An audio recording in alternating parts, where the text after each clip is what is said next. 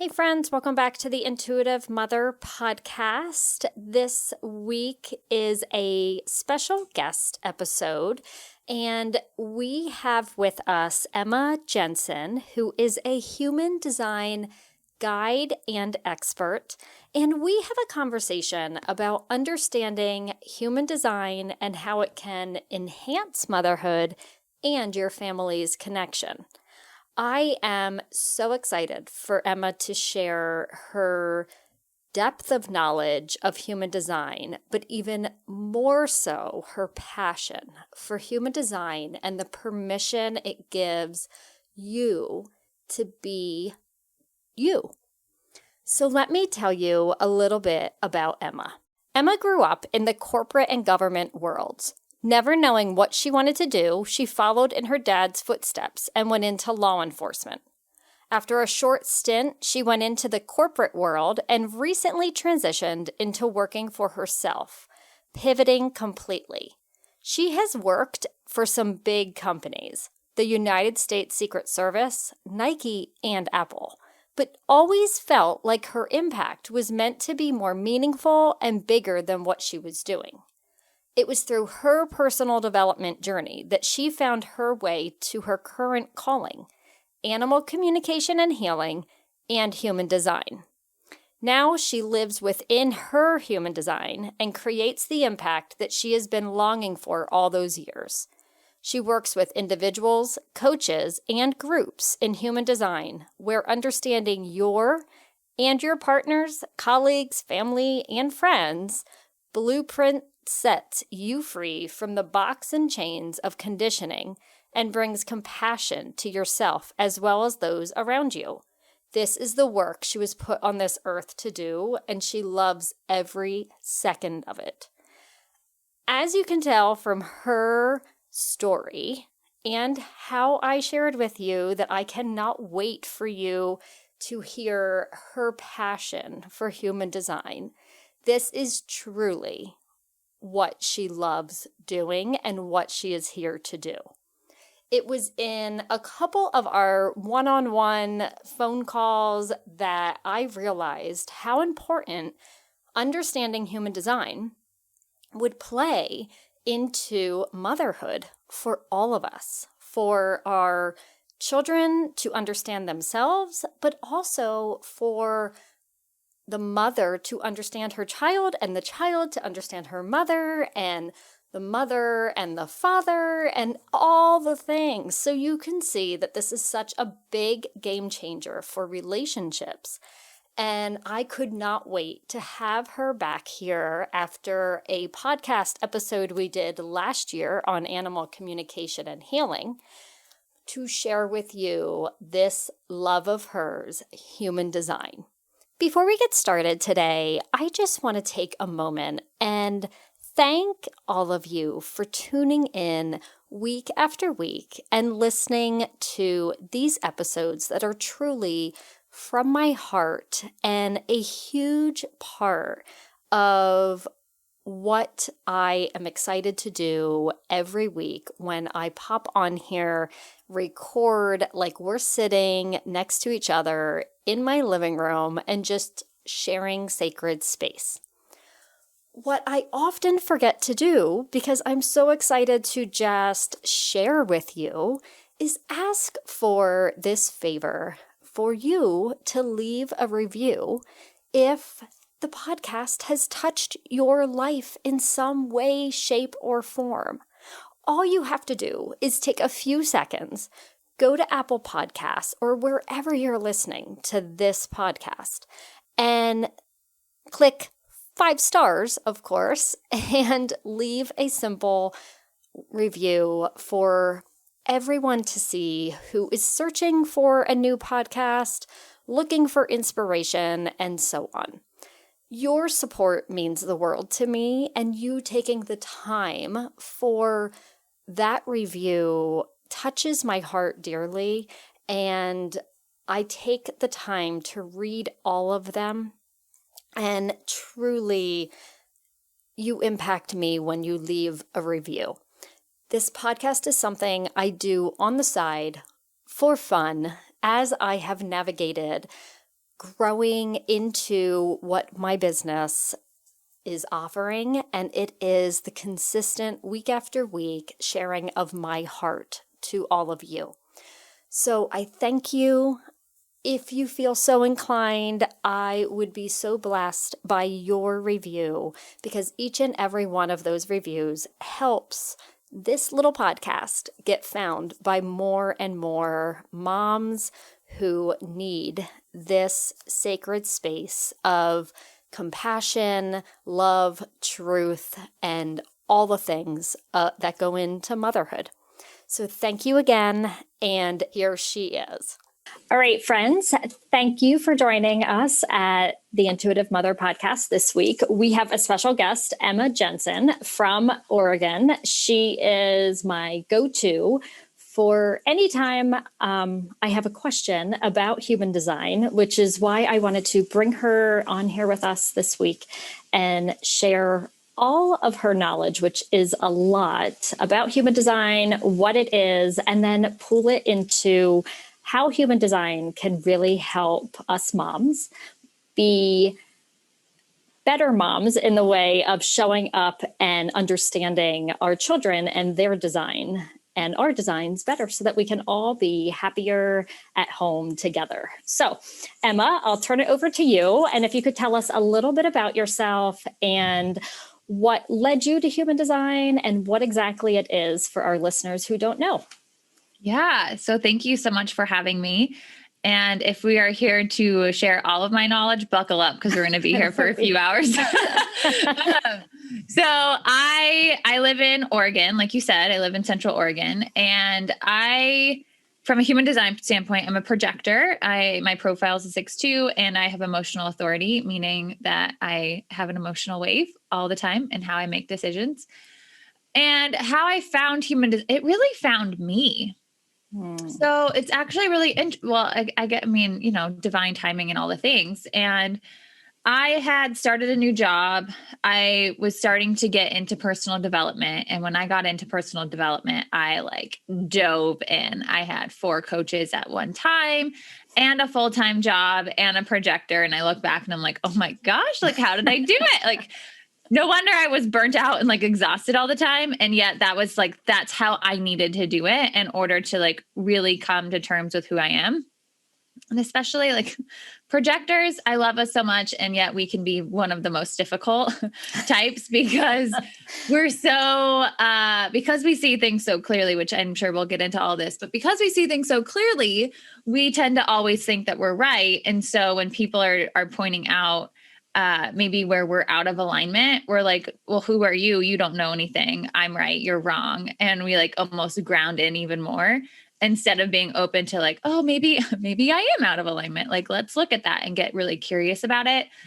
So once I was finally in that space of really wanting to understand, I dove all the way in. And one of my coaches was getting into this at the time and was sharing it with me as she was learning it, which was awesome. And at the same time, if you have looked into human design, if you looked at your chart, it's kind of complicated and complex. And depending on where you're looking at the information, it can be very dense and kind of difficult to understand.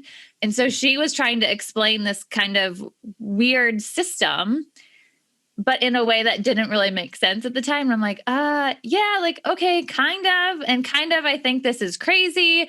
And it wasn't for enough to make me curious about it. Cause I'm like, oh, that does really resonate. And so it was just that was the opening for me to start to dive into it, and for it to really start showing up everywhere, on a podcast I was listening to, and then all these different things. And so I was the person that was then doing that to other people. I'm like, oh my gosh, do you know your human design? Even though I had very little knowledge of it at the time. And I'm like, oh my gosh, okay, so you're a manifesting generator, then this is true for you. And I'd be like, oh, there's a way you can figure this out, but I don't remember what it is. And it's just oh my gosh, I was just spewing things all over people, which God bless my friends back then, because they were so understanding about it. But that's really how I found it. That's how I got into it. And so what is human design? Human design is the blueprint of who you are. It tells you who you are at your core, your authenticity, and what is true for you, and likely what resonates underneath all the layers of conditioning. So as a kid, we start our life and we are the most truest form of who we are until things start happening and we start putting, oh, I should do it this way. Oh, this shouldn't, like, I shouldn't do this, or I'm supposed to show up in this way. And we start getting all these layers of how we're supposed to be in the world versus what feels best to us in the world. And so human design really brings this back to our core of like, well, this resonates for you for a reason. And so how can we get you to come back to that and decondition to a place where you can fully embody and ground into who you are and let go of the shoulds and supposed tos, because those aren't serving you. And if we're living a life of shoulds and supposed tos, likely, regardless of our type, we are exhausted, depleted, and don't feel good. So human design pulls in lots of different modalities. It pulls in the chakra system. It pulls in astrology. It pulls in the I Ching. It pulls in quantum physics. It pulls in, I think I said astrology already. It pulls in the Kabbalah. It pulls in genetics. Like, it pulls in all these different things to create this chart, and which again can look really complex and complicated because there's colors and there's shapes and there's these weird words, and what do the words mean and what do all these numbers mean? Right. And then once you're able to have them broken down, it's literally a treasure trove of who you are. It is the most fun to get to talk to people and see the light bulbs go off and be like, oh my gosh, like, you're explaining me, like, you're telling me who I am. And I'm like, I know. And they're like, but you just met me. I'm like, it doesn't matter. Like, this is who you are and how you're meant to be. And I'm just here to give you the permission and validation to be that person. And so that's what I love the most about human design, is that it's so tangible, because it's like, right, it's like a chart you can literally hold.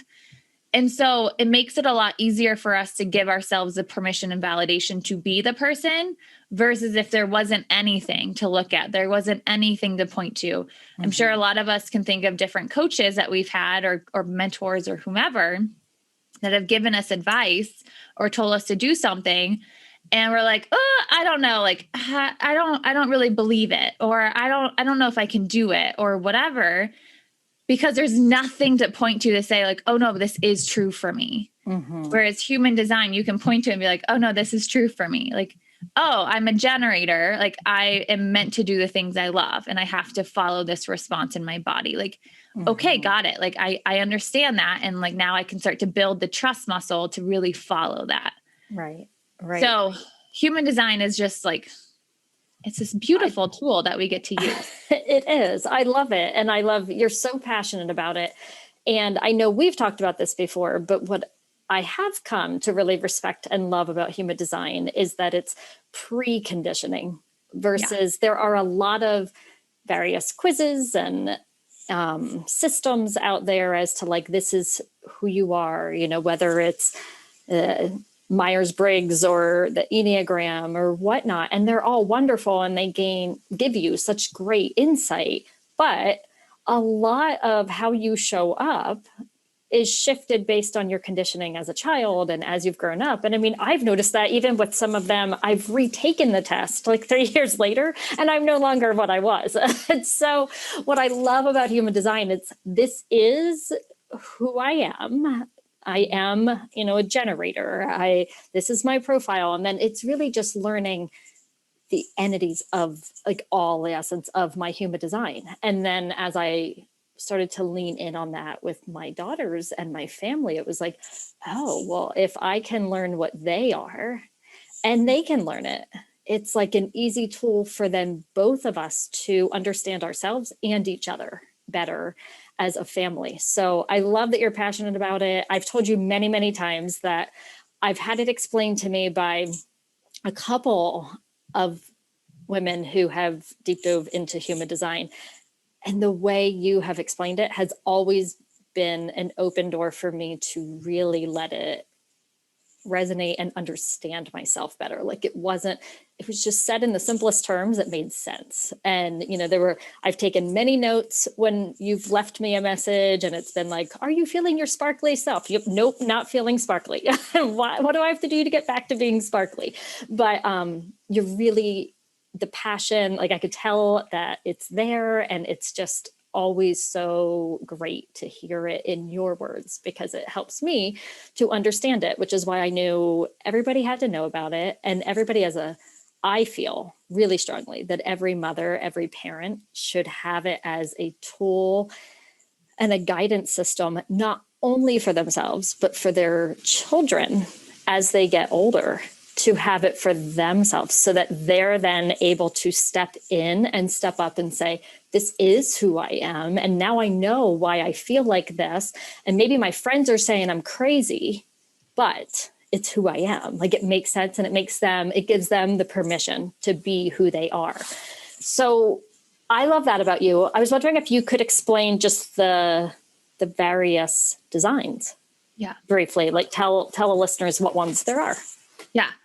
So first of all, thank you so much. Like, you just saying that the way I explain it was so helpful for you means so much, because I mean, even just from my story, like I was there too. Like, people were explaining it to me, and I'm like, I don't get it. And yet I'm still really drawn to it because it feels like there's something here. And I have quite a few books on it, and some of them are great, and some of them I'm like, I don't know, like this still like, why are you writing it in this way? Like, this doesn't make it super easy for people to grab hold of it and to implement it. And so that's like what I really want to do for people, is to be able to break it down and to make it actionable. Because I've also had plenty of readings where they explained me, and yet I left it feeling like defeated and broken down, because I'm like, yeah, they just explained me, and I feel so far away from that person, and I don't know what to do.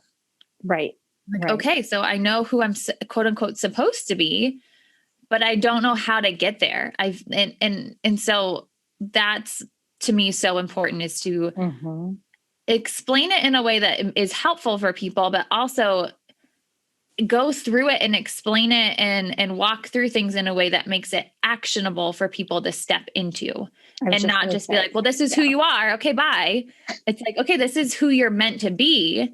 Now, how can we like start to walk towards that even more? And before I get into the types, I love the thing that you said about the kids, because the guy who channeled this, he released it to the public for the unborn, for the kids. So that could be grown, they could be raised in a way that didn't put all these different layers of conditioning on them, because the parents would understand who they are at their core and be able to parent, be able to guide them in that way, instead of just who we are and just expecting everybody to be like us. So I love that. I love that too. I did not know that. That's really neat. Yeah.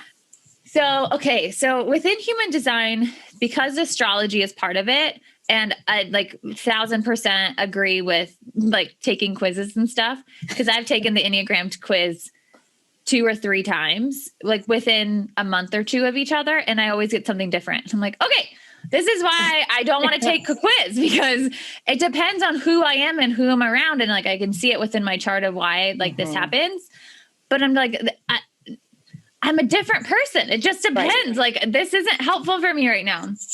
And so what I love about human design is that, excuse me, it takes your birth date, your birth time, and your time needs to be as accurate as possible, because again, it's astrology. So it's where all the planets were when you were born. And depending on where planets were, I've seen 10 minutes change parts of a chart. So you want it to be as exact as possible. And then your birthplace. And so that information is what creates your chart. So there's no quiz. It's not going to change. It is what it is. And so that you just need those pieces of information in order to take in. So once you do that, and you can run your chart at a place like Jovian Archive, Genetic Matrix, My Body Graph, My Human Design, like you can just Google too, like human design chart, or like get chart or something. And they'll come up. So once you run your chart, you'll see, and they all look slightly different. So it just kind of depends where you run your chart, but you'll see something that says type or energy type. And that's where we really have to start. That's where we really build the foundation. So if you just decide like, well, no, I don't really care about the information in the box or whatever, I just want to dive into the body graph, like all the shapes and numbers, because that looks like really interesting and whatever, you're not going to fall into your design if you went the other way around. So if you only focus on the information in the box and learned about your energy type, your strategy, your not self theme, your inner authority, everything else kind of falls into place naturally. But it doesn't go the other way around. So energy type is really what we're talking about. And within energy type, there's what's called strategy, not self-theme, and signature are all tied to energy type. So every projector will have the same strategy, the same not self-theme, and the same signature. Same thing goes for a generator or whatever. Everything else can change, but those things will always be tied to type. So once we start walking through the types, so we can start at manifestors. There's 5 types. Manifestors make up about 8 to 9% of the population. And they're the only type that can truly initiate. The rest of us need to wait for something to happen. And I'll kind of talk about that as we go along. Where manifestors, the only thing they have to really wait for is an urge. So manifestors have these urges that come through, and with the urge comes all the energy to do the thing or to follow the thing or to go to wherever it's telling you to go, to create, to do whatever. Okay. And so it's allowing yourself to follow these urges and then allowing yourself to rest on the other side, because the urge, you're here to get things started. You're here to blaze the trail. You're not here to finish things.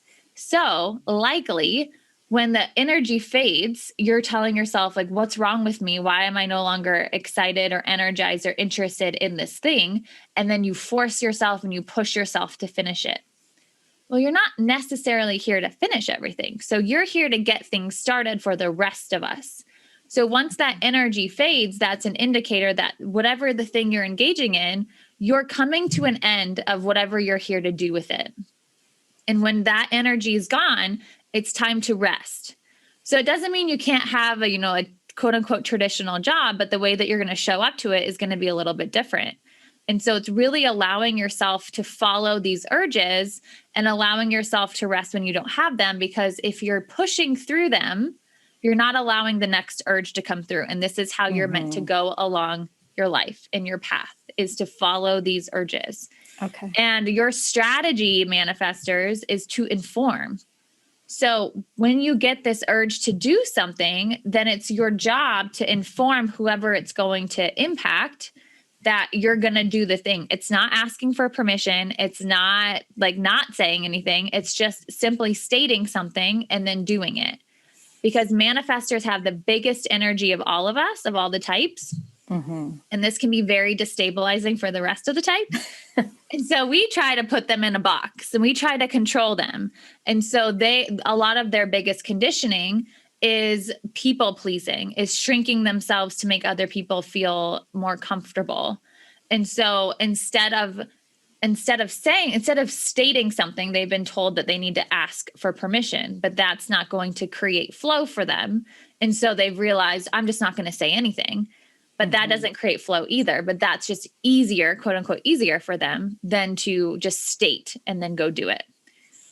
And they're not self-themed. So I'm really condensing these. I'm just like, it's still a bullet wealth points, of because otherwise information. we'll be here for a really long time.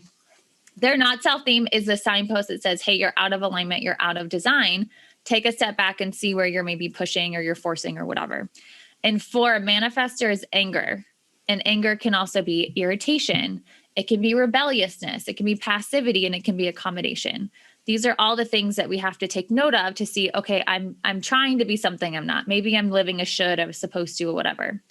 And their signature is a signpost that says, hey, you're in alignment, you're in design. Congratulations, keep going. And for a manifestor, that is peace. So this like inner feeling of peace. Okay.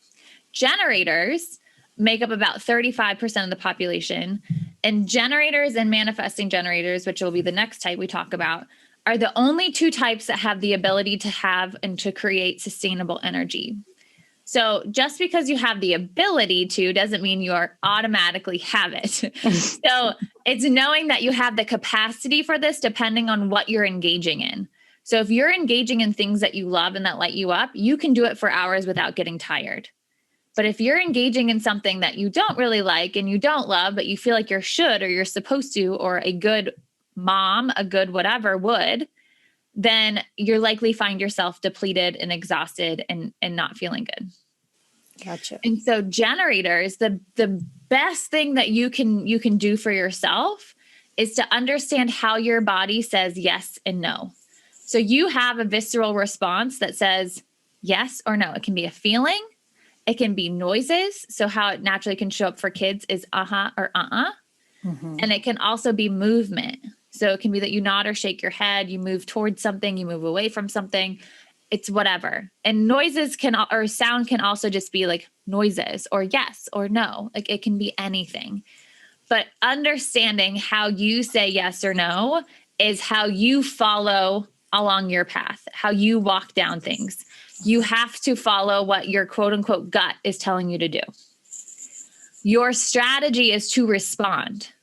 So again, you're responding to the things outside of you with this visceral response that tells you yes or no. And you can almost think of this, if you have a pendulum and you've used a pendulum before, as your internal pendulum. So understanding that your pendulum can only say yes or no. It can't say anything else. So allowing your body to tell you yes or no and setting it up for success in whatever way that looks like, so that you can get a yes or no response to the thing. And that's so where the manifestor can initiate.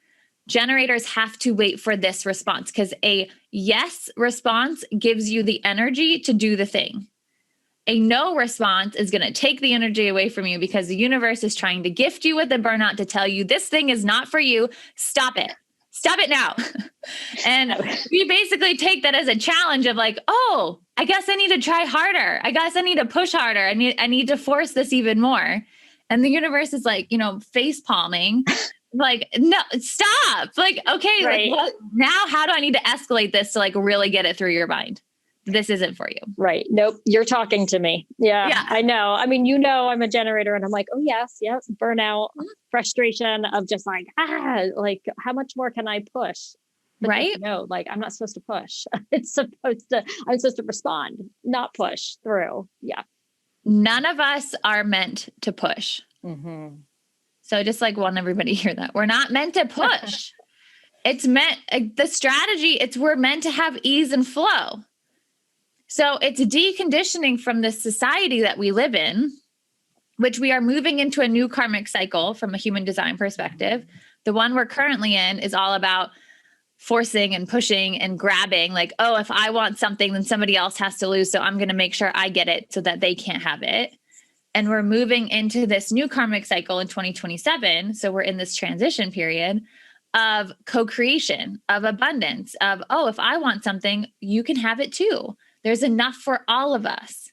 So we're going through this kind of change, which is learning we don't have to force. There's enough for everybody. What's a no for me is a yes for somebody else. So allow them to have their yes and save yourself from having to do it. Right. Because it's not for you. So stop it. Stop it. And so the not self theme for a generator is frustration, like you just said. And frustration can also show up as feeling uninspired, feeling blah about life, feeling dull, because dear generators, you're meant to be sparkly. So if you don't feel sparkly, then you're doing something that's against what you're meant to be doing.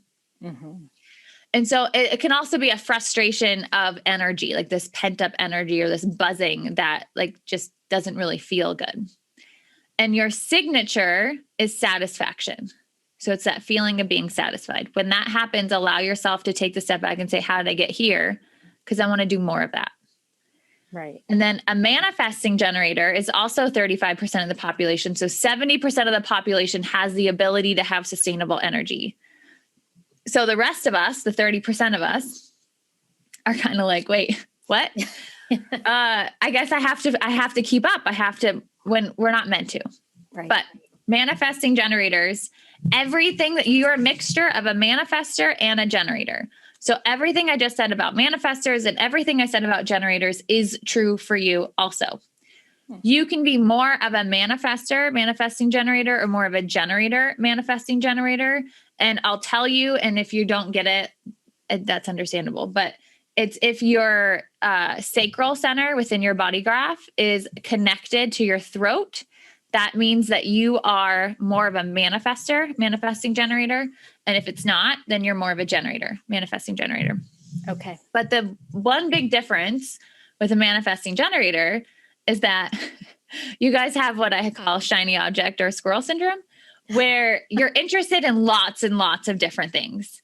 And your interest level for them can be hours, days, weeks, months, years, forever. It just really depends.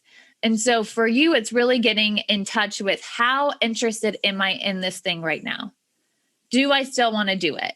Because you're also going to have some of that manifestor where you're not going to finish things always. So it's allowing yourself to understand how excited and interested you are about something. And when it's gone, giving yourself permission to leave. Mm-hmm. And this is where you can engage your sacral and this like visceral response that says yes. And if it says yes, then you'll have the energy to do it. If it says no, it's time to go. Mm-hmm. And so for manifesting generators, your strategy is both. So you have all of these inputs. You have both the manifestor and the generator. So when you have the urges, you're meant to inform. And when you when you respond to something, you need something to respond to in order to have that sustainable energy to do it. On your not self theme side, you're going to experience both anger and everything to do with anger and frustration, everything to do with frustration. And the same thing goes with signature, both peace and satisfaction. Okay. So on to projectors, which are my favorite because I'm one, so I'm biased. And because we're just like so misunderstood by ourselves and others. But projectors are 20% of the population. So for us, like I said, we don't have the ability to have sustainable energy. And we're also very sensitive. So we tend to take things very personally when they are not meant to be personal. So for us, just to understand, this isn't for everybody else to understand about us. Like, yes, that is helpful.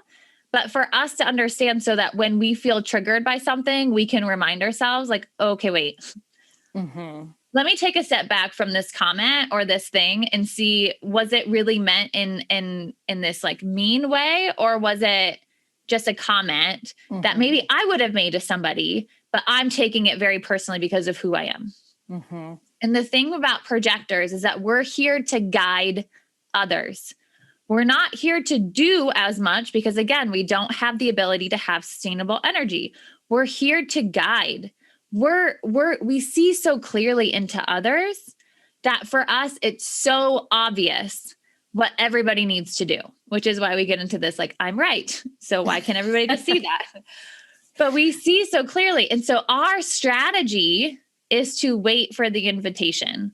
And this was the thing that like grabbed me and hooked me when I heard it the first time. Cause I was like, wait, what? This explains so much. So because we see people so clearly and we see what needs to be done and it's so obvious, we tend to freely share this advice and guidance and feedback with others without them actually asking for it. So when we do this, we tend to be called smarty pants or bossy or know-it-all, or people just get upset by what we say. And we're like, wait, why are you upset by the truth? Like, this doesn't make any sense. But also it can be that people don't hear us. And I've had this happen to me too, where somebody's come back. They're like, oh, so-and-so gave me the best advice. And I'm like, I'm sorry, what? I gave you that advice 2 weeks ago. And they're like, no, you didn't. And I'm like, I can literally tell you everything about that day and what we were doing and all the things. And when I gave you this advice, you're like, oh, I guess I just didn't hear you. And you're like, oh my gosh, what is happening? This is what happens when we don't wait for the invitation. So we need to wait longer than a generator or MG would need to wait, but we have to wait for somebody to actually invite us in. So if you're like chomping at the bit because nobody's asking for your advice or for you to share your thoughts or whatever, you can ask and say, hey, do you mind if I share? But with also the understanding that that might not be taken as well as if somebody would have just invited you without you asking yourself. So invitations can be people following you on social media. Invitations can be somebody calling you, emailing you, signing up for your stuff. It can be Somebody just even like, if you were to, if you have a daughter who's a projector and she walks into your room and you energetically can just tell that she needs help, like that can also be an invitation.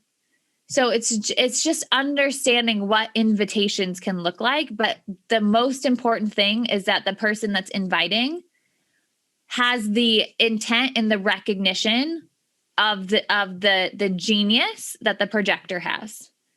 So it's not somebody asking for your advice because they feel like they're supposed to or they should. They're asking to hear it because they know that what you have to say is very valuable to them. Mm-hmm. That what you have is genius, because projectors, they have genius. We all have genius, but they see things so clearly. It's just magic. It makes so much sense. Like, my oldest is a projector. And as you're saying this, I'm laughing because she walked in. I was on like the struggle bus yesterday, and I'm sitting here and she walks in and she's like slamming with, you do this, and it just kept going and going. And I was like, I need to sit here, and it's okay if I want to sit here and cry. Like, please I need to be alone. Because it was, and I think what's funny is I went downstairs and I'm out talking to my husband out back, and I was like, Caroline was being really bossy about this. When he was like, I think she's just trying to be supportive. And I was like, well, it felt really bossy. And then also what I could see is, as a projector, there are times where she enters the room and I know that she needs, I know that there's something about her energy that she needs support and guidance, or vice versa. And I would say we've gotten better at reading that off of each other. But we've definitely had many of conversations where I'm like, that was sort of bossy. Like, why does she think she knows everything? I mean, when I learned human design, I was like, oh, she really is. Like, that is just who she is. And she sees it. She was saying things to me yesterday, like, no, I refuse to let you believe that because I see it for you differently. Mm-hmm. And I was like, well, that's awfully that's not really bossy, but that was more like in your face, like, snap out of it. And I think, like, sometimes I need that space to be like, well, let me just process through this on my own. But man, she was like hitting right up in my face about how she sees it. Totally. Well, two things too, just like looking at your guys' chart, since I have the privilege of having them. Yeah. Your definition, you're triple split, meaning that you need a lot of time to process things before you can like move forward. So it makes sense that you're like, wait, I just need to sit with this. Like, you just hit me with a lot of stuff. I need to sit with this. I need to process it and digest, and then I can move forward. Mm-hmm. And on her side, she has gate 39, which is provoking with consciousness, which I also have this. So it's like a double whammy with a projector because they can see you so clearly. And when you have this gate, that you tend to push people's buttons or provoke or like bring things up in a way that's maybe not super comfortable, because a lot of times people need to have that contrast in order to see change needs to happen. Mm-hmm. And so we can use anything within human design for good or for bad. And so for those of us who have gate 39, we can use it for bad, of just like provoking people all the time without having that good intent behind it. Or we can use it for good and trying to help people see potentially the change that needs to happen in their life. I love that. I really love that. And I saw that play out in the last couple of months between us, where I used to take what she would say and almost feel like it was an attack on me. And then as she matured, I think also like she presented things differently, but also I was willing to look at her differently and let her guide that conversation. And there was some real growth in our relationship the minute I let down and recognized that she was offering an opportunity for us to grow together, or deeper, or to even break some generational patterns that had come along with our family, but that I had been previously too busy or even too protective of myself, and looking at her as a button pusher. Like, why do you just keep throwing this like back in my face? I'm doing my best. But when we allow them, when we allow to accept like this is, they're coming in and it could help us grow versus it's an attack. Yeah. Or whatever. Yeah. Totally. No, I love that.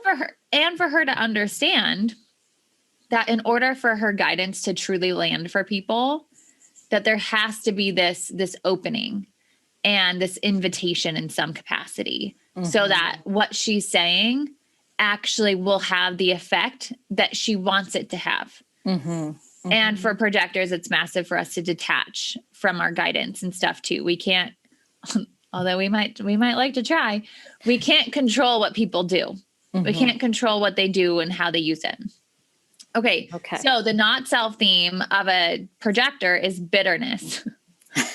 So good. And how it can also show up is again, like, I'm right, you're wrong. Why can't you see that I'm right? Why can't you understand that what you're doing is dumb or is wrong? Like, what you're doing, why can't you see how wrong you are? It can be it's very external. We rarely turn it in on ourselves, or everybody else can turn theirs in on themselves. We rarely turn around and be like, oh yeah, I'm really bitter at myself for this. We're like, no, they should know what they did and why I'm upset with them. It's always like, they should know. And then the signature for a projector is success. So it's, again, usually this external validation of success. And so it can be really important for a projector to define what success means to them. Okay. I know this is like, I feel like this is taking a really long time, so apologies. No, it's all good. Okay. So the last one, reflectors. Reflectors are only about 1% of the population, and they are truly special.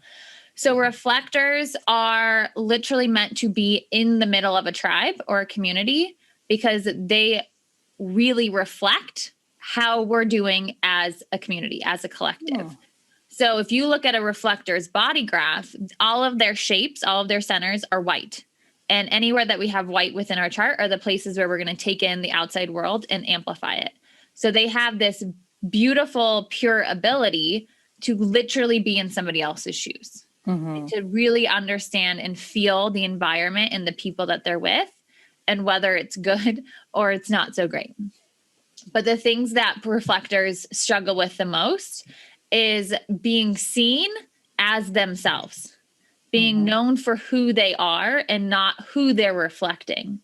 So they have this beautiful ability to help the rest of us really like guide through and understand ourselves and see where we need to make change and all the different things.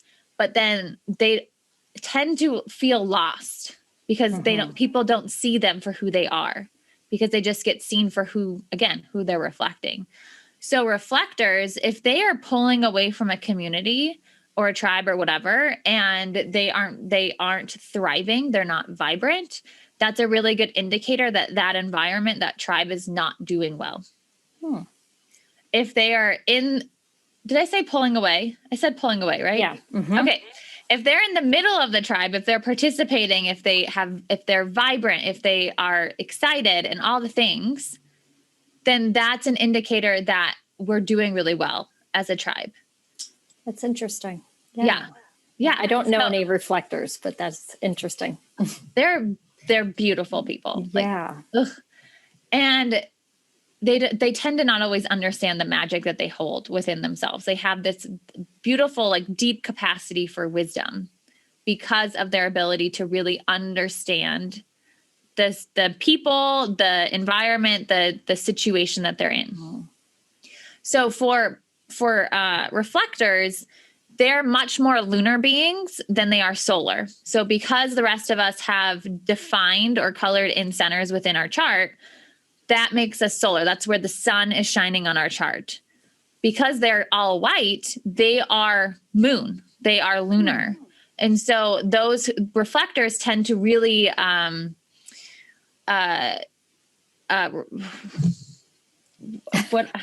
associate, that's not the word I'm looking for, but they tend to really understand the moon, and they really like feel accustomed to it, whatever the right connected word is. Yeah. So if you're a reflector, I highly recommend really starting to follow the lunar cycles, because that's how you're going to go about making your decisions. Your strategy is really how you go about making decisions. And it's going through a lunar cycle.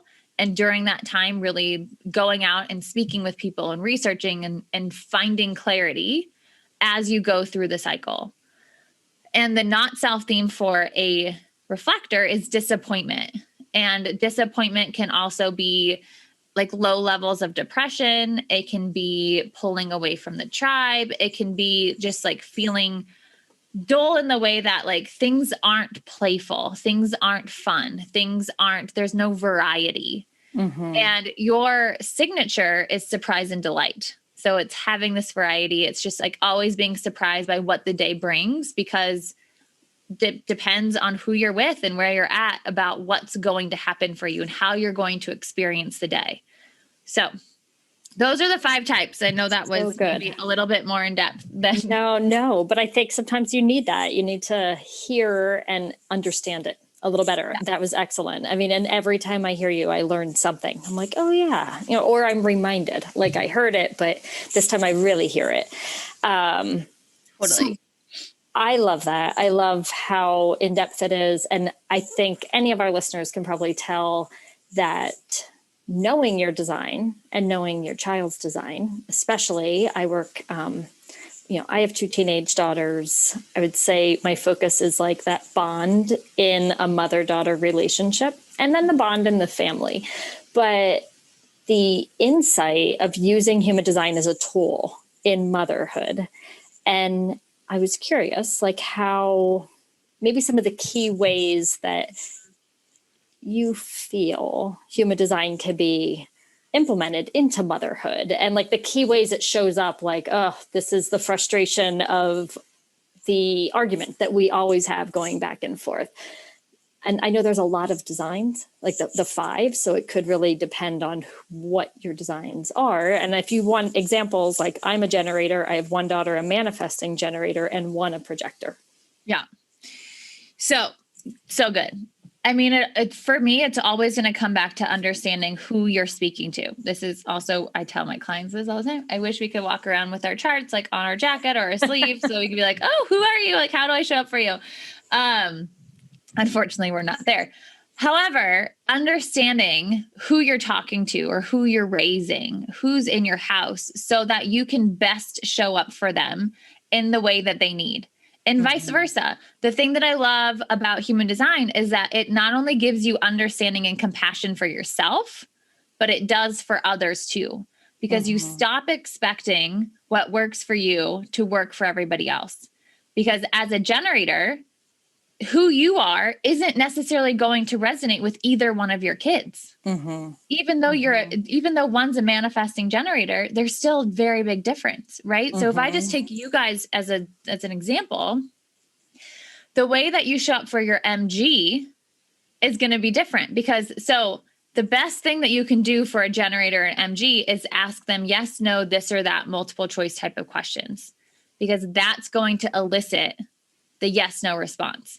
So I think your husband's a generator too. He's a manifesting generator, MG, just like our daughter. So 2 MGs. Yeah. So if you can think about having the, like, what do you want for dinner conversation, that's a very frustrating conversation to have with a generator or an MG when the question is, what do you want for dinner? Because there's nothing there for them to answer or to respond to. Likely the conversation goes like this. What do you want for dinner? I don't care. Okay, let's have pizza. I don't want pizza. Okay, let's have burgers. I don't want burgers. Well, obviously you do care. So what do you want for dinner? I don't know. You're like, oh my gosh, I'm going to lose it. Right? This just happened the other night. And it's like, I even know this. And I was like, could somebody please give me guidance? Like, what do you want? Yeah. But then I'm assuming you keep going, because I bet what you're going to say is what happened. Yeah. So if we just look at that conversation by itself, what do you want for dinner? There's nothing to respond to there, right? It's an open-ended question. Because it doesn't always have to be questions. As soon as you said, let's have pizza, which is a statement, there's something there to respond to, and it's a no. Like, okay, let's have burgers. There's something to respond to there. No. So it's giving options. So you can do this in lots of different ways. It's either, do you want to go out or do you want to stay in? Or you can even go through and like have a menu of things like, okay, these are the different things we can have tonight. What sounds good or what feels good or whatever. And then have that give the response that you need. So the more that you can give options to your generators and to your MGs, the easier life is going to go. Yep. And that's exactly what unfolded. I was like, listen, these are the two options. I haven't gotten out to the store in a while. So it's going to be this or this. Oh, I don't want spaghetti. Oh, okay. All right. Okay. That would have been good to know. And they're like, well, you didn't say what we had. Yeah. Right. Right. So it's so obvious. Yeah. It's giving, it's knowing, like I said, you have this visceral response in your body that you have to follow. So the more you can show up for your kids and give them options or give them the questions that are actually helpful for them and build their confidence in following it, the better their life is going to be. Because they're going to get out into the world. They're going to be like, oh, well, logically, this doesn't make sense. Well, logic has nothing to do with it. Your body is going to tell you what to do. And so it's cultivating and being that person that has the instincts or the gut response or whatever, that if you look at a show or you know somebody that's like, oh yeah, well, we just follow their instincts because they're always right. They're not explaining why their instincts are saying yes or no. They're just like, well, I know it's true, so I'm going to follow it. That's the best thing we can do for our generators and MGs. But and for you, just real quick question. So we take this really generalized menu, example, and say now we're looking at something deeper in like motherhood. So maybe it's their, I'm not going to go like college, like courses or colleges. That's sort of the same in a sense as the menu. Like they're looking at 3 options on the list or whatever. But say you have like 3 friends, and these 3 friends, like I'm trying to envision, like you're asking your MG, like how that friend makes them feel, or like posing like a overall umbrella question. And then it's like, well, when you're with Susie versus Jane, how do you feel? Is that like the right pathway? Like giving them the very specific names and what's going on or what you're noticing, because then it allows them to have the response versus a very vague question. Yeah. So good question. So there's a center within human design that talks about emotion. And so I would say for a generator and MG, it's less about saying, you could say like, do they make you feel good? Yes or no. And really getting it down, because the how do you feel is still very open-ended. However, that is a question they can answer because it's a different part of their body, right? It's not a matter of yes or no. There's this center within them, and it just really depends on what it looks like and what's going on for them, of how they're going to experience emotion. If they have their own emotional wave that they're always going through, or if they're taking in emotions from other people.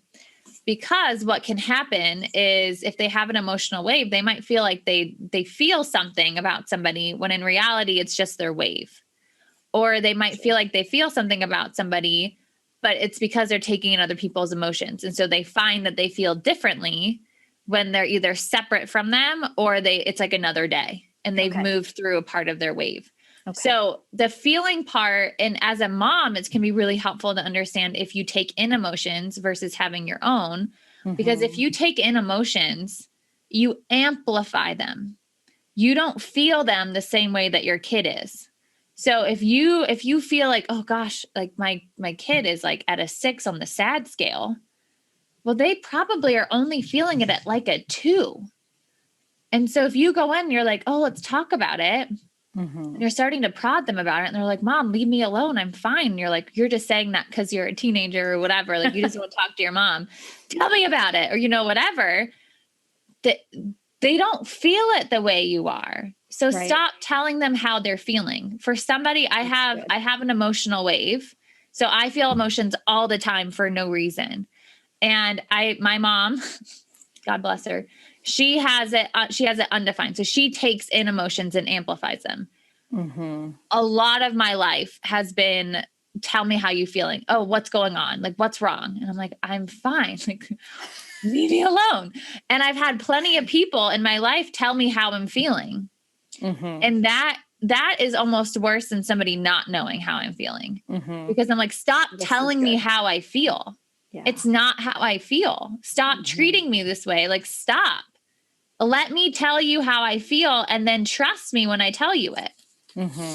So it's understanding and teaching our people how they experience emotions so that they can start to come to terms with it, and then have different tools to help them move through them in whichever way they experience emotion. Does that make sense? Oh my gosh. Yeah. It makes tons of sense. And I sound like I might sound like your mom to my kids now. And I'm not sure if my kids have emotional waves or not, or how they take it in, but that's, define solar equals emotional wave.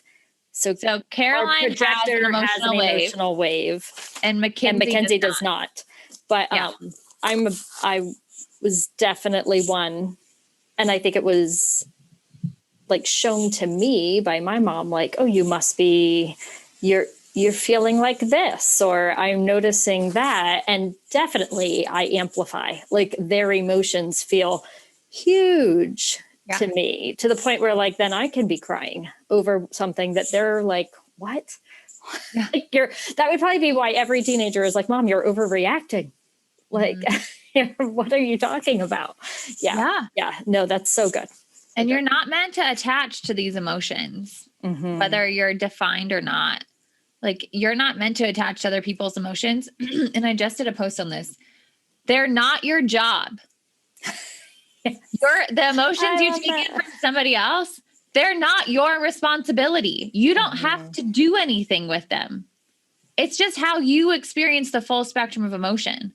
Allow people to have their emotions and not force them to get through them faster, or give them coping mechanisms so that they start numbing because they feel like, well, having emotions isn't safe because this always happens. And so I'm going to shut them down. I did that because I have a very intense emotional wave and different things in my chart, and it just became too much. And so at some point I decided I'm repressing them and I'm not going to feel them anymore. And I became very rational, very logical, and not emotional. Well, anywhere that we're shutting something down or we're misaligning, it's going to manifest physically somewhere else. So all of the centers are associated with different parts of the body and organs. The solar plexus, which is where emotions live, one of the things associated with this, which I know I've told you, is the pancreas. I got pancreatitis. My pancreas literally almost exploded because I became so misaligned in this center with my that my body kept trying to tell me, like, stop, like, this isn't for you, like, stop doing this, until it finally, like, literally almost exploded. So we don't want that to happen, right? That's not helpful. So the more that we can understand ourselves and even the other side of it. So whether you are understanding specifically your daughter or not, just understanding how things can show up so that you are better equipped for the people in your life. Absolutely. Because I know I've said that to you, like, whether it's your daughter or your spouse or partner, or, you know, anyone you meet, but especially those, like, really intense relationships that you're moving through life with, to know how they show up and how it is for them versus you, so that you don't necessarily, I think in society, we're so quick to assume that person, you know, either they're mad at us or they're, you know, not feeling things. Oh my gosh, we have, like, dogs barking. I don't know if we can hear that. You know, we're just not used to, we think everybody, like, we're all alike. And so if I'm feeling this, you're feeling this, or whatever. And then it creates more arguments and more disconnection and everything with each other. So it's such good information. Or I want to be the savior. And so I'm going to take your emotions and I'm going to help you feel better. But I'm going to, like, force you to feel better because I want to feel better too. And so I'm going to force you through this in, like, a very loving way, not in a, like, no, you can't feel this anymore, but, like, I'm taking this on. And so, like, I'm going to help solve this for you so that you can, like, be really, you know, grateful for me, appreciative of me, or whatever, when that's not actually helping people. And so it's allowing, especially if you're doing that with somebody who has it defined, and has an emotional wave, and you're basically telling them that you need to attach to this so that you can work through it, you're keeping them like stuck in that part of the wave. They're feeling that for no reason. They're feeling that because that's how they decided that they were going to feel the full spectrum of emotion, was through their own wave. So just allow them to feel it and to go through it, and give them whatever they need in order to do that, which for me, when I was coming to terms with my wave, was I want to talk to 0 people. I want to be around nobody. I'm going to cancel anything I can so that I can just allow this to have its space and move forward. And now I rarely have a low. And when I do, it always catches me by surprise, because I'm like, oh gosh, it's been so long since I've had one of these. It kind of comes out of nowhere. Right. But I know how to detach from it. I know how to witness it. And so I know how to appreciate it now, versus feeling like, well, I need to numb out now. I don't want to feel this. So let me numb in some capacity. So, okay, I know we kind of got off a little bit, but we're talking about like how to show up for a manifesting generator and for a projector. So the other thing about the difference between you and the manifesting generator is that you might look to her and say, you're unfocused. Your attention is divided. Like you need to pick one thing and focus on that, because that's what the generator does. But in reality, the manifesting generator actually tends to do better when they multitask. So allow them, if they're interested in the things, allow them to be interested in the things for however long they're interested in them, and allow their life to be non-linear.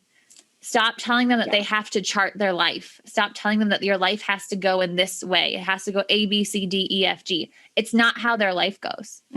Allow them to live this very like A to Z to C to J to whatever life, because that's how they're meant to do it. That was mind-blowing for me when you told me that, because our manifesting generator is, I used to always be like, gosh, she is all over the place. Like, how do I rein that in and get her to focus? Yet she has always, gotten her straight A's or like she's not, even now, like she's home on homeschooling because of COVID.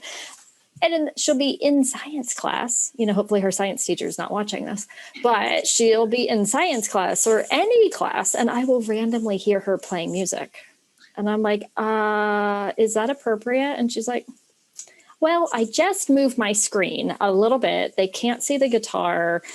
It's like, it helps me focus. I'm like, oh my God, like I need silence, and our projector needs silence, but she's always been like sort of all over, even as a young kid. And I remember always feeling like, oh my gosh, she's like climbing the walls. Like, how do I pull that together? She needs more structure. And when you told me that, and when I learned that, I was like, oh, okay, that's just how she operates. That's her. That's her. And that's what makes her happy. And she's thriving doing that. And so I should not step in and be like, pulling this, you can't do that anymore. Right. You're supposed to do I think that's so good. Yeah, totally. Yeah. And then for a projector, the best thing we can give to projectors is recognition. So recognizing them for their contribution within the family, for what they're here to do, what comes easy to them, because the things that come easy to us, we don't necessarily see and we don't necessarily value. But the things that come easy, the things that we see so clearly, are the things that we're meant to lean into. But we can take them for granted, and other people can say, well, no, you're not allowed to charge people for that because it comes so easy to you. And it's like, but who said that? It comes easy to me because this is what I'm meant to be doing. It doesn't come easy to everybody else for a reason. Like, thank God we're not all good at the same thing, because it'd be so boring. And so we're here to step into the things. This goes for all the types. We're here to step into the things that come easy to us, because it does for a reason. We're not here to do the things that are super difficult and challenging and hard, and that we feel like we're pushing against. And not to say we can't do things that are challenging, because it feels fun and it's exciting. Like, yeah, do it. But the things that we feel like we have to like mold ourselves into or force ourselves to do, or it's like such a thing to like get up and do. Those things aren't for us. It doesn't matter if it's the family business. It doesn't matter, whatever. It's not for you. Don't force yourself into it, and don't force your kids into it. Allow them to do the things and value and recognize them for the things that come easy. Mm-hmm. And the other thing with a projector, I mean, there's so many, but one of the other things is giving us one-to-one time. We so value one-on-one time because, again, we want to be recognized. And so when we get to have one-on-one time with people, like that just feels so good to us. It feels like we're valued. It feels like people really like want to spend time with us. And the other thing, invite us to everything. Okay. So maybe you're like, well, I mean, of course she knows that she's invited into the living room to watch a movie with us. Like we live together. She's my daughter. Of course she's invited, but she may not feel that way. She may be like, well, maybe they want to spend time together. Maybe they want alone time. Maybe I should go in my room. Like maybe I should give them space. But as soon as you're like, hey, do you want to watch a movie with us? It's like, oh, great. Yeah. Or right. No, I mean, either way, but that's going to feel so much better to a projector than just assuming they know they're invited, because we don't. Yeah. No, it's so good. And it's reminding me of a conversation my projector and I had, and it goes back to when they were maybe like 7 and 10 or 4 and 7. And she has recently said to me, you always laid down and read books with Mackenzie, our manifesting generator. You know, I sometimes needed you at night, but you didn't come in and ask me. And I was heartbroken as a mom because where I saw it, how I saw it unfold was she was super needy as a baby. Like she co-slept with us for 9 months. She stayed, she may have co-slept for 2 years. Let's be real. I mean, I'm trying to think back, but she was with us all the time. Yeah. And when we tried to transition her to cribs or a big girl bed, it was still Mackenzie was born when Caroline was almost 3. I was still laying with her to get her to fall asleep. And then Mackenzie came along. She slept beautifully on her own. Eventually, Caroline said, can you move her into my bedroom? So we did. Moved her into our bedroom. Finally, she slept. The older one slept through the night. It was amazing. And then we moved to this house and they shared a room. And then there was a point where Caroline was like, I don't want to share a room anymore. So can we move her out? So we did. She said that. She started showing more independence, just like I had always felt like the intensity of how much she needed me as an infant to toddler had now hit a point where she was like, oh, I got everything I needed. I no longer need you in that capacity. So at the same time, our youngest was starting to have some struggles with friends at school and was super needy and super vocal about what she needed. And so, of course, I went in and laid down with her and I read the book with her. And it didn't mean that I wasn't saying goodnight and doing our, goodnight routine with our oldest, Caroline, but she brought it up to me recently. You never came in and laid down with me for that. And I was like, but you never asked me to. I had no idea you wanted me to. And I felt so much guilt. Oh my God. I seriously thought you wanted all of us out of your room, space, please. And so it's so eye-opening to me, even as you say this now, because there are times where our youngest and my husband and I are really into this one TV show that's Canadian.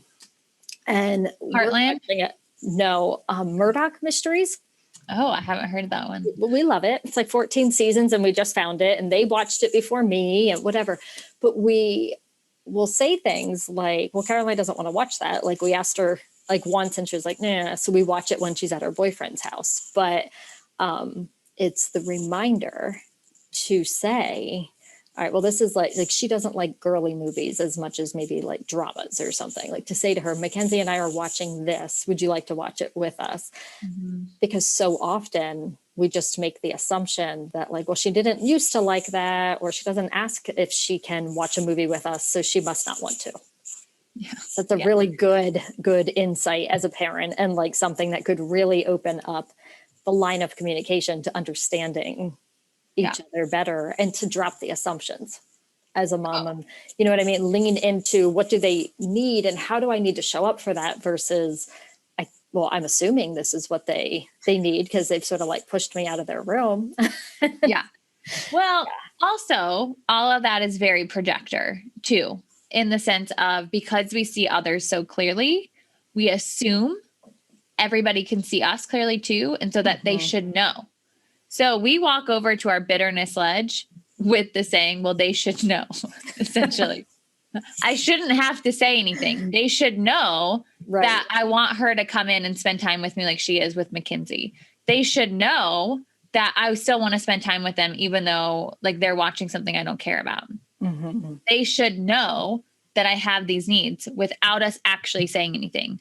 So that's for us to take the responsibility, the projectors, of understanding who we are and how we operate so that we can start to recognize, because even though we may not see ourselves clearly, we can still know ourselves. We can still have self-awareness. So we can still have the knowing that I want this and I need to ask for it. Because we're not good at that. Yeah. Do you see projectors oftentimes putting themselves on the back burner because they can see in the other person, she needs that? Like they see for that other person. So for instance, Caroline made a comment like, I knew Mackenzie needed you. Like because this was going on or whatever. And I'm just curious, is that just that she's that in tuned, or does that follow along with the projectors that she can see so clearly what is needed? So she felt like a burden to ask for, can you also be here for me? Yeah. Two things. Yes, to the projector thing. We can see other people so clearly. So we have that sense. And also Caroline has gate 19, which is sensing the needs of others. So she has this ability, which can be very codependent also, of saying like, oh, I knew she needed that. And so I gave it to her. And it can also be that she shows up and gives something to somebody else before they even know they need it. And so she takes on the same thing as, like I said, that it's not your responsibility to fix people's emotions, to take them on and fix them. The same thing goes for people's needs. Just because you can feel and you know and you can sense what they need, it's not your responsibility to give it to them. You can help them if they ask you and they sign up for it or whatever, but it's not your responsibility just because you feel it to take it upon yourself to do it yourself. You can just help other people in understanding their own needs so that they can meet their own needs. We have to be able to be self-sufficient in a certain way, and not even self-sufficient, self-knowing and self-accepting of who we are, what we're about, and what we need, so that we can be true to who we are, and we can know that, and so we can start asking for it. We can start advocating for it. We can start stepping into that and stop needing somebody else to do it for us. Right. Yeah, that's good. It's so good. Yeah. So I know because my daughters are an MG and a projector, we talked about that, but is there like a top tip that you would say like in motherhood with just a straight manifestor and then a straight, I guess, generator and then also a reflector? Yeah. So for manifestors, they don't really need to be parented. Oh, well, I'm glad I don't have one of those. Yeah. Because, right, they're the energetic leaders of all of us. They have this big energy. They're here to initiate things. If we allow them to have the space to be themselves and we stop trying to control them, they tend to raise themselves. They don't really need the parenting. They need guiding. So one of my friends has a manifestor son who's, I think, 8 or 9. And once she learned about the manifestor, she's like, it's amazing. Like she's like, he informs me about everything, which he does not need to do, but whatever. And she's like, it's great. Like we let him have his urges. Like we let him be this big version of himself and be unapologetically him, so that he knows that that's perfect. So that he knows that he can go into the world and be that person and not feel like he needs to shrink himself for other people. And for her, it just like opened up so much because she's a generator and her husband's an MG. So still didn't really understand the manifestor alone and what that can look like. Right. So for manifestors, it's not putting them into a box. I mean, that's true for all of us, but they tend to be the first ones to go into a box because we feel like we need to control their energy, and to give them space and see what happens and trust them and allow them to be who they are and see what happens. And maybe they're already pretty conditioned. You're like, no, they actually really need to be parented. So we're going to like take that. So do it. But human design is an experiment. So it's taking what resonates and trying things out, and try it out for a couple of weeks and then say like, oh, this worked, this didn't work, and then keep moving forward. But that would be the best thing for manifestors. For generators, I mean, it's really the like yes, no stuff. It's really cultivating that sacral, that visceral response, and building that trust muscle within your child and trusting them to know what's a yes and no, and allowing that to be the answer. That the answer is yes, because my body said so. The answer is no, and not saying why. No, you need to put reasons to it. Like allow whatever their body says to be the final answer. It's a yes or no, period, without having to put the logic behind it. Because that's how they're meant to go through life. You're not meant to go through life with rationale and logic. You're meant to go by following your body and what it tells you to do. So one of my coaches, she is a generator, and literally like her family, her team, that she says, oh, my sacral said no. And they're like, okay, I guess it's a no. There's no asking why. We need more information for why. That is literally what she says to them. And that is the full sentence. I'm seeing this flip in the parenting. So as a generator, sometimes I'm just like, no. And like, I just know it's a no. And my MG very often is like, why? Why'd you say that? Like, why? I don't understand. What do you mean? Da, da, da, da. And I'm like, it's just a no. Like, it just is. Like, I know that I'm not doing that. And I can see on the flip, like the frustration of just like, I don't want to have to explain this. Like, and oftentimes I can't explain it to you because it is something I feel. It's something that I know. So to ask me to explain to you why it's a no is just, it's going to make us all feel like we're in this blurry vision of gray of like, well, I don't know. And mom doesn't make any sense now. Or totally. So I could see that flipped for, well, all of it flips for both, but I could see that as the mom because I've done that. Yeah. I love this so much. Yeah. So yes, but when a generator and MG fully owns their response and is so embodied in it and is so grounded into it, and there's no question, it's just, it's a no. You usually, those questions tend to fall away. Oh, interesting. People just accept it. And they're like, okay, well, it's a no. Great. Or it's a yes or whatever. So if you're getting a lot of questions for why, I mean, maybe that's a kid just being a kid and asking. And it could also be an opportunity to look at and say, okay, am I grounded in this? Am I questioning it? Do I feel like I need to have a reason for it? Where am I in it? And if you feel super grounded in it, great. And if you're like, oh no, there's actually some more room here for me to really get so unapologetic and so okay with answering questions with, well, my gut said yes, my gut said no. And that being the entire thing. And there being no up for debate, no up for discussion, no up for anything, then everything else kind of tends to fall away. Until your projector can see right through you and sees, no, I'm kidding. Like, well, if you're solid in yourself, you're saying no. I mean, like, I would feel like they'd be the ones that would be the most, like, if there's a little crack in that foundational, it's a yes, like, I'm so strong in this, but they'd be the ones that would be able to see right in a sense, and say, only because I think I've seen that happen between my daughter and I. So maybe like, I feel really like I'm probably like a 99% yes, but they can ask, like, she can ask the right question to sort of get in there, and which is a wonderful thing, because then as a tool, it helps me evaluate, like, am I really, like, what's holding me up that one little 1%? Yeah. So yeah, totally. Yeah. No, I love projectors. that. We're great. Yeah. And then reflectors. So the best thing we can do for reflectors is seeing them for who, for who they are, and also helping them understand that they're so influenced by their environment.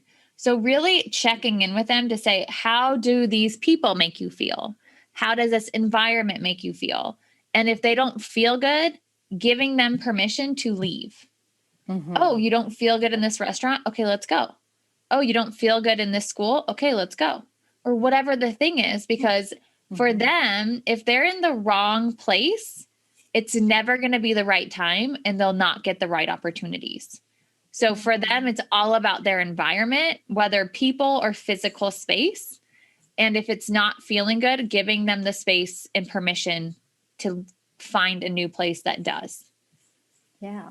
Yeah. So I'd say that'd be like one of the biggest things for the reflector, and just allowing you to see them for who they are and not for your reflection in them. Mm-hmm. Mm-hmm. Wow. That's all so good. And I'm sure like the listeners, like heads are exploding. And I always, at the end of every podcast episode, when I have a guest on, I feel like, oh, I wish I knew that when they were little. And because it would have shifted how I mothered, or even like, just how we parented together. I've indulged my husband to some of the human design. It's helped me understand his responses, and when he's showing up in his not self theme, in addition to mine, in addition to the kids, like I see it as such a huge tool to be able to use in marriage, family, motherhood, across the board. But everything. Yeah. These are our core people that you grow up, and you're growing up with your parents. You spend the most, like that bulk of time with them. And even in relationships, like I know my oldest said she had her boyfriend run his human design. I don't remember what he was, but she had him run it just to see what theirs were. He's not a projector. I do remember that. Like he's not the same as her. But no, this has been so good. And I think just getting that, the listeners will have such a good idea of just what human design is and the various designs. And then I love those top tips for motherhood and all relations, like the way to show up in that and understand each other. Are huge. And I mean, I know I've shared with you when I have my program up and running, like I just think, oh my gosh, like everybody needs a session to understand, just get a better idea, because we could go for hours and hours and hours, because it's not even like we're into all of our defined centers or undefined centers or anything. I mean, it could just go for hours, but to grab a session with you within my program, but then, I want to make sure everybody knows where to find you now, and I will link everything in the show notes. But if you just want to share where they can find you, and I hope any listeners that are really curious or even just a little bit curious will look you up and start to learn more about human design. So yeah, totally. And apologies, the phone, like the landline phone started ringing, which I don't know happens. Who even has the phone number here. So apologies for that.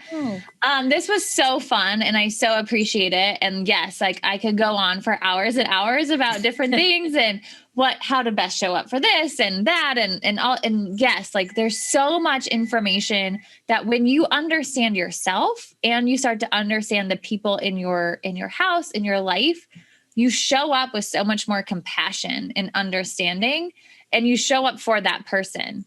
And they like that alone shifts so much, because I can't tell you how many sessions I've had with people. They're like, oh my gosh, thank you for seeing me so purely. I'm like, you're welcome. Well, it is like the number, what do we all want in life from childhood to, our deathbed, is to be seen, to be heard in like who we are. Yeah. And I recall, you may have said it already today, but you've said it to me just in conversation, like when you knew you were a projector and you understood that, it gave you permission to be who you are unapologetically, and just own that and not allow, the questioning or society to try to put a damper on you, but to be who you are. And I love that about it. So Yeah. Totally. I'm tired of being burnt out.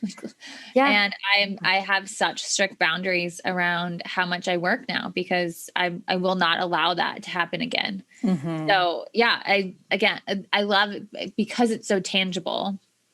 Yeah. And because it's so resonant that you're like, well, yeah, this is me. Like, oh gosh. And then you start trying it out and you're like, yeah, this is working. Like, this is cool. Great. Okay, cool. Mm-hmm. So it's why it's one of my favorite things because it just explains so much and it's so tangible. Mm-hmm.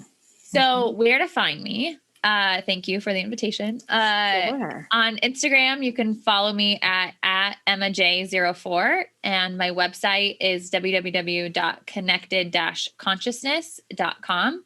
And you can find all the different offerings and different things on there. And you can sign up to my newsletter, although I don't really send many emails out. But if you sign up, you can get a one-pager of each of the types. So different tips for each. That's right. I did. When I signed up, I got that. And let's take a moment and share with our listeners what you just released. Because I know I missed, like the weekend you released them, I missed grabbing them, but your workbooks, because what came to mind early in our conversation was you said, like, when I shared with you how you phrased things in such a way that I understood myself better. And you mentioned like taking action and like the people being able to go away from it and having some solid action steps versus just this vague like overhead of what it is. I feel like your workbooks are probably that on paper, like taking the action steps or getting to understand yourself better through them. So if you could share that you have those or what they're all about or how it works and where they can find those. Yeah, thank you. Mm-hmm. I'm so excited about these because it's something I've been working on for a while and they just kept growing. So it's I love it. So yeah, I have workbooks for each of the types. So each type that goes through and there's basically it's a bullet points because I really wanted to make it easy to reference. It's not like a bunch of paragraphs that you have to read. It's just easy to kind of go through and pick out some different bullet points or whatever to go through your type and understand it. So there's that. And then there's different exercises. There's different journal prompts. There's I went a while ago, I went through and put an animal to each of the types and why that makes sense. And so there's that in there. There's crystals for each type and each not self theme. There's also at the end, I mean, there's so many things, but also at the end, I put a page of different famous people that are that type so that you have that kind of reference. And it's only a like smattering of people. It's obviously not all of them, but I tried to make it pretty widespread. So not just singers or actors, but also painters or politicians or whatever, just to show the breadth of the different types and how different people can show up, and so that you can follow them and really see like, oh yeah, this makes sense. Or even follow them and see like how maybe they were living out of design and why that led to XYZ. So all of the books, I think the smallest book is like 35 pages, and Manifesting Generator is the largest book because it's 2 types. So there's double of everything. Right. But within that, I think that one's like 46. And so it breaks down the strategy. It breaks down the not self theme. I tried to break it down in a way that made it so simple to understand and then to reference and to come back to, because the number one thing I see is that I have sessions with people and I understand because it's a lot of information, but I'll talk to them later and they're like, oh, I forgot about like a generator. Like, oh, I forgot about my sacral response. And I'm like, what? Like that was the most important thing. Like, what do you mean you forgot about it? Like that's how you make and do all the things. Like, oh my gosh, like let's talk about that again. And so it's just this thing that you get to go back to, or you can come back to anytime that you have a question. You're like, wait, like, am I not self theme? Like what was that again? And you can go back and look at it. So I tried to make it as easy, as simple, as like robust as possible, which I think I did. A few people are like, yeah, it's way longer than I was expecting. I'm like, Yeah. I love that. I love that. That was also one of my gates. Gate 58 is the pressure to perfect. And so just always wanting to improve it and make it better and add to it. And I was like, okay, but I have to cut myself off at some point because it's going to be too much. So yeah, I'm super excited about that. You can find them on my website under the shop tab. They're all there. All right. And I'll make sure I link to that and reference them in the show notes so people can just click on it and go see it there. Yeah, I can't wait to see them and to grab them myself. But all right. Well, thank you so much for being here with us today. And I'm sure somewhere down the line, I will come asking you again, like, pop on and tell us more about human design in motherhood. But for now, I have thoroughly enjoyed this. And I know our listeners are going to walk away with so much insight into themselves and so much curiosity into how to learn about their design and understand themselves and their family better. So thank you so much again for popping on. Thank you. You're welcome. Yeah. All right. Well, you have a great day and I'll talk to you later. Hey friends, thanks for joining me on this week's episode of the Intuitive Mother podcast. I am so deeply grateful for each and every one of you that has listened in, whether it's your 50th episode or first episode. You taking the time to share this sacred space with me means the world to me and warms my heart. I would love to hear from each and every one of you about what interviews you loved and what you want to hear more of. Drop me a line at angie@angieschaefer.com. On my website, you can also learn more about the programs that I'm offering and the coaching and healings that are also available for each one of you as you journey home to your sacred self. I am thankful for you spending your time with me, and I cannot wait to share another episode with you next week. Have a great day.